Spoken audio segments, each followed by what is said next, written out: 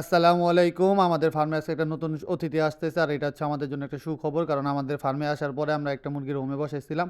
তো ২১ দিন পরে আজকে বাচ্চা ফুটা শুরু হইছে। তো আজকে আপনাদেরকে ভিডিওর মাধ্যমে দেখানোর চেষ্টা করব ইনশাআল্লাহ। তো এই যে হাতে কালো একটা বাচ্চা দেখতেছেন, ওই একটু আগে মানে আমি আইসা দেখছি যে ওই ফুটছে মাশাআল্লাহ। তো আমাদের ডিম ফুটা চালু হয়ে গেছে আমি সকালবেলা এসে দেখছি যে আমাদের ডিমগুলো ফুটতেছে।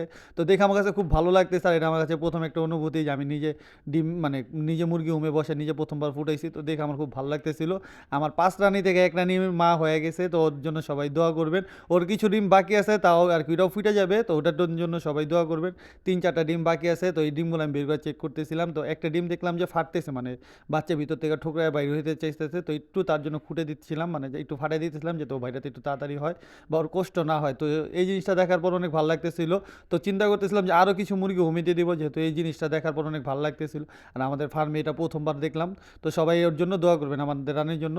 তো সাথে সাথে আমি আরও ২টা খোপ খালি ছিল, খোপের মধ্যে ছালা দিয়ে রেডি করতেছিলাম যে আমি মুরগিগুলো রুমে বসায় দিব। আর আমাদের যেহেতু অন্য কোনো কিছু নেই ডিমে বসার জন্য, তার জন্য আমরা কবুতরের খোপগুলো ব্যবহার করতেছি। আর কবুতরের খোপগুলো যেহেতু খালি, তার জন্য এগুলোর ব্যবহার করতেছি।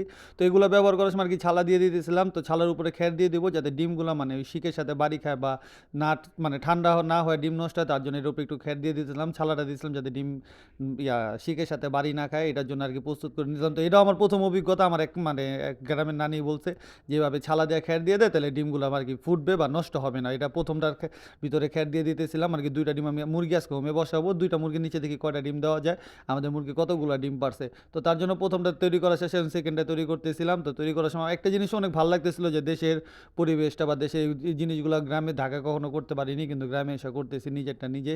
তো আমার খুব ভালোই সময় কাটতেছে আমাদের ফার্মে। তো সবাই আমাদের ফার্মের জন্য দোয়া করবেন আলহামদুলিল্লাহ, যাতে আমরা ফার্মটা অনেক আগে নিয়ে যেতে পারি। তো আমাদের খোপগুলা খালি শেষে যে এটার মধ্যে আমি খ্যারগুলো দিয়ে দিতেছিলাম।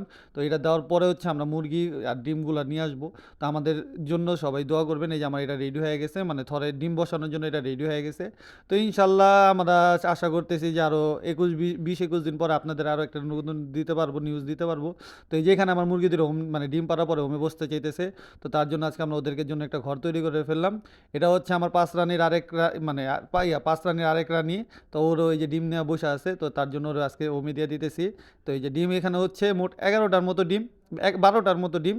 ওরে ১২টা ডিম দিয়ে বসাবো। তো ওর জন্য সবাই দোয়া করবেন। ২১ দিন পরও দেখা যাবে যে ও মা কয় সন্তানের মা হয়, তা আপনাদেরকে দেখানোর চেষ্টা করব।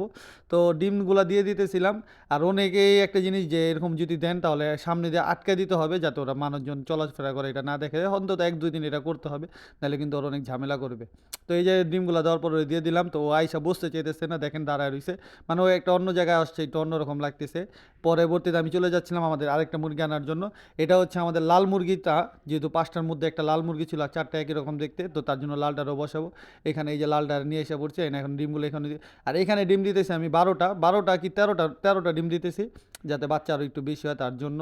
যেহেতু এখানে আমার বাচ্চা ফুটতেছে, আর এখানে আরও 2টা মুরগির রুমে বসায় দিব, যেহেতু আমি মুরগি ফার্মটা বাড়াবো।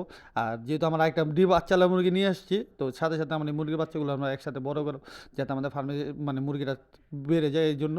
তো এই যে ডিম বসানো শেষে আমরা ছালা দিয়ে ঢাকা দিতেছি, যাতে আশেপাশে মানুষ ওরা না দেখে বা কোনো কিছু না হয়, মানে ওরা যাতে করে চলাফেরা না দেখে। তো এটা দেওয়া শেষে আমরা রাত্রেবেলায় যে বাচ্চাগুলো চেক করতেছিলাম, বাচ্চা মোট 8টা ফুটে গেছে, একটা ডিমের মতো বাকি ছিল। একটা ডিমও পরের দিন সকালবেলা ফুটছে। তো ফুটার পরে মুরগিটা অনেক জ্বালাইতেছিল যে মুরগির বাচ্চাগুলো নিয়ে ওই সাইডে যা বসে ছিল, মানে ডিমটা আর ছেঁকতেছিল না।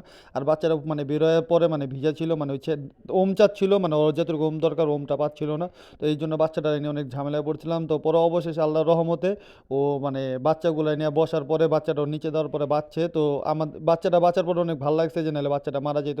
তো অবশেষে আমাদের একটা ডিম মানে 2টা ডিম নষ্ট হয়েছে। ডিম দিছিলাম তো 11টা, বাচ্চা ফুটছে 9টা। আর ও 9 বাচ্চার মাও হয়ে গেছে প্রথমবার। তো আমাদের ফার্মের জন্য সবাই দোয়া করবেন, আল্লাহ যাতে আমাদের ফার্মে বরকতময় দান করেন, আমিন। আসসালামু আলাইকুম।